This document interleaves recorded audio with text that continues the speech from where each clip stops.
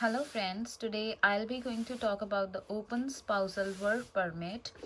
As we all know that there are a number of confusions among people, among candidates who want to apply for this visa category. So today I'll be going to discuss about the documentation requirements for this visa category. So firstly, we'll discuss about the documents that are required before, like that should be with you before your arrival in Canada. With you doesn't means that the candidate has to take all these documents with himself or herself while arriving in Canada, but it means that your spouse who is in India, and it could be with you also. So any of you should have these documents with yourself, so that when you will apply for your open spousal open work permit, you would not have any obstruction or delayed in the timings. So here I go with the documents that are required before your arrival in Canada. It means while you are in India or any of your country, you should try to get all these documents so that there would not be any problem. So first of all, it is your joint bank account. If you have a joint bank account with your partner, so it means that you both are having some savings for yourself, which proves that you are in a relationship and you want to secure your future. And moving further on, it says that your engagement pictures and your marriage pictures. So your pictures are like a great evidence to show your relationship, because whenever we have any ceremonies at our home or at our place, or any events of our life are nowadays captured by the people so that they can memorize their special moments of their life. So engagement pictures and marriage pictures are the one which are very essential in this visa category. And furthermore, honeymoon pictures. Why after your marriage? I know in India, some people do not think that honeymoon is that important to go after marriage, because we also have some traditional things to do after marriage in India. But here in Canada, quality time is considered most important after your marriage, and honeymoon pictures are highly required for this visa category, because they will feel that you have gone to some, you have been to some place to enjoy your quality time after your marriage. And when you go for your honeymoon, try to take more selfies, because if you will have the pictures which are not selfies, they will think that you have somebody else with you. And we all know that when we go for honeymoon, we don't have somebody with ourselves. There are only two people accompanying each other for honeymoon. So next is marriage certificate, both legal and religious. So when you have to apply for this visa category, you should have your marriage certificate. There should be a legal one, that is called registered marriage certificate, and your religious one according to whatever your religion is. You should have it with yourself. Next is Aadhaar updation and passport updation. So basically people say that Aadhaar is not valid in Canada, so we do not need to take this one. But if you are married in India, and and Aadhaar is a basic thing that we all Indians have. So if you have your husband's name on Aadhaar and change of your address on your Aadhaar after your marriage, it is considered as a great evidence. And passport updation can also be done. You can add your spouse's name on your passport, but although it is not mandatory, you can still go for it. And if you are a candidate who has to come on study visa to Canada, and you don't want to like go into the processes to update your passport, and then your passport will be cancelled, you will still have your visa validity, but you will get a new passport. So you can ask your spouse who has to apply for the open spousal work permit to get your name on their passport. Further is relationship proofs other than your pictures. There many other ways to prove your relationship with your spouse other than your pictures. That includes chat history, video call screenshots, Skype calling, calling from postpaid numbers, as you can show the bills on your name.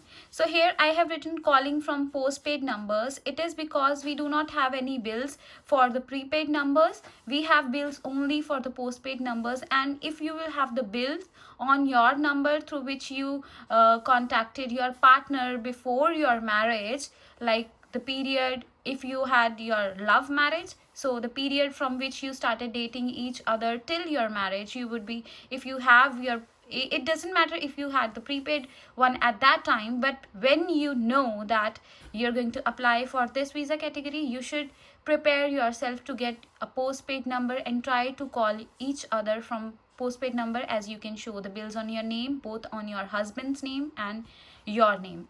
Okay. And then hotel or palace bills for your engagement and marriage. Generally, people in India do not get bills for their engagement or marriage, because we all know that we have to pay some taxes and all, and many of the people who don't want to pay the taxes, they don't get bill. But you should get your bills if you want to apply for your spouse. And then airport departure pictures with husband, wife and other family members. So you should also get your pictures while you are departing from India or any of your country from which you are departing on your study visa, for your study visa, and you should have your pictures with your husband or your wife or other family members, like your in-laws family members and your own family members who are accompanying you while you are going to Canada. Then your bills include all the bills which are your honeymoon hotel bills and shopping bills for your engagement or your marriage, and it should have your name on it. Then is your wedding invitation card. Wedding invitation card should be brought from both the families, both the sides, from the groom's and bridegroom side, both the wedding cards should be there. And if you met through any matrimonial site or newspapers, keep a record for that. Like I know many people who get married from the matrimonial sites as shadi.com, Indian matrimonial sites. There are many other Indian matrimonial sites and newspapers as well. So you have to keep a record for that, and you can do this by mailing the matrimonial site from which you got. For example, if you got married from shadi.com, so you can mail them and you can tell your partner's profile number and your profile number, and they will generate a certification letter for you, and you can use that certification letter while you apply for your spouse. And you have, if you have been married from a newspaper, just keep a cutting of your newspaper that you advertised in the newspaper that you want to marry, and through that you got in touch with each other.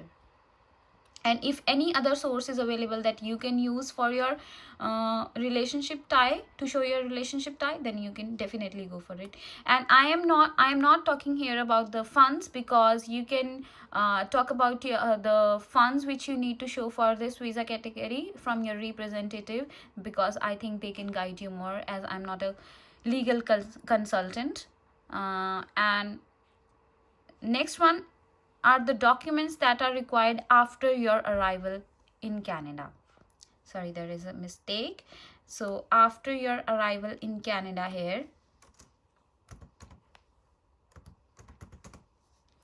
Okay, so if you're married after your visa, like you applied for your visa before your marriage, at that time you were single, but after your marriage, after your visa you got married, then you have to inform at POE.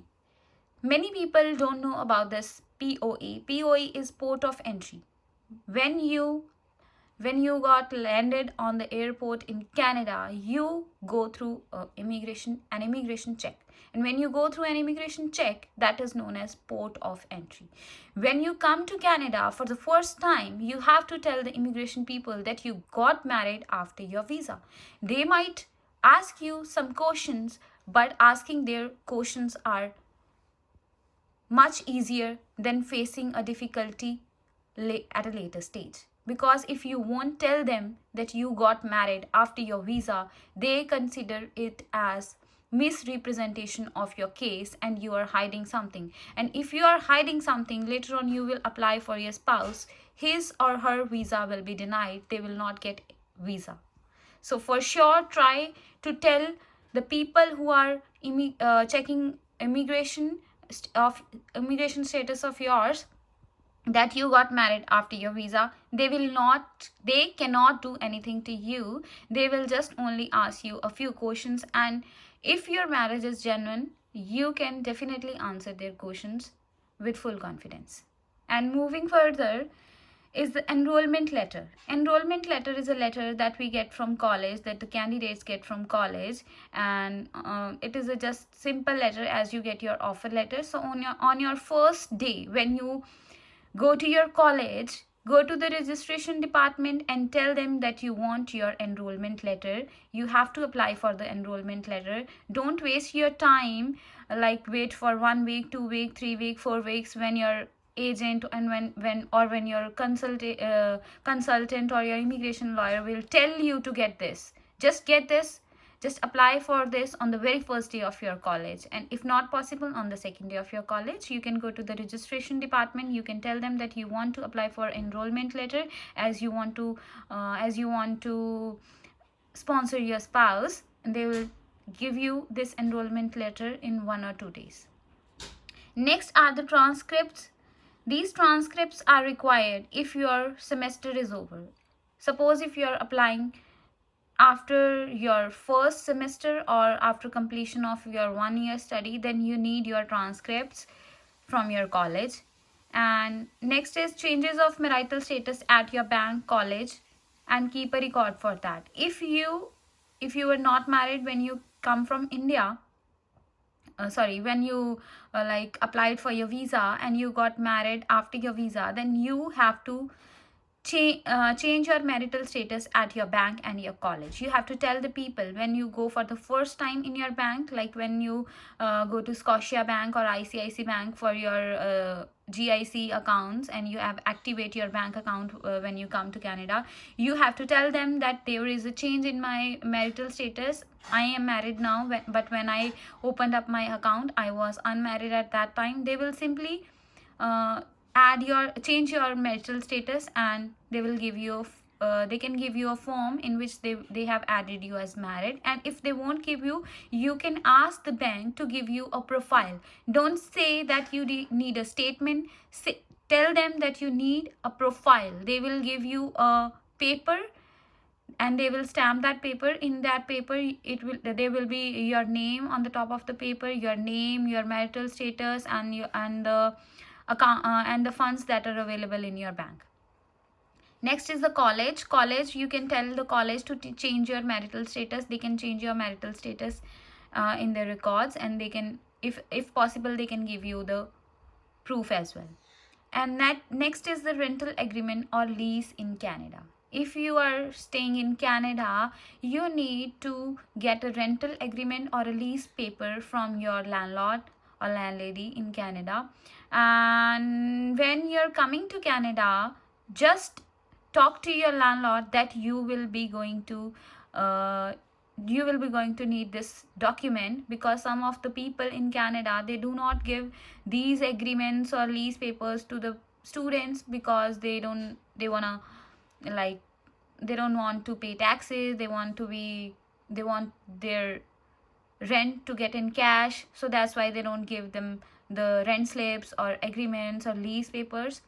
So you have to talk to them in prior that you will be requiring these documents, and they won't charge you anything extra for giving you these documents. So this is a basic detail of the documents that are required for your open spousal work permit. And if you really want your spouse to get his or her visa, you need to get all these documents. Don't mispresent your case. If you are not giving a document, if you are not showing them if you're hiding something, if you're not giving them proper details, your case might be refused. And you probably don't want that to happen, because we know couples always want to be with each other, and it is a major decision of life. So be aware about all these things. And as I told you earlier, I am not a legal consultant or a lawyer. These all things I am telling from my experience, from my knowledge, and as per the current scenario that is being happening. So thanks to all. If you like this video, please share it with other people whom you think would be in the need of this video and who would have a benefit from this video. And please subscribe to my channel for such videos. Thank you.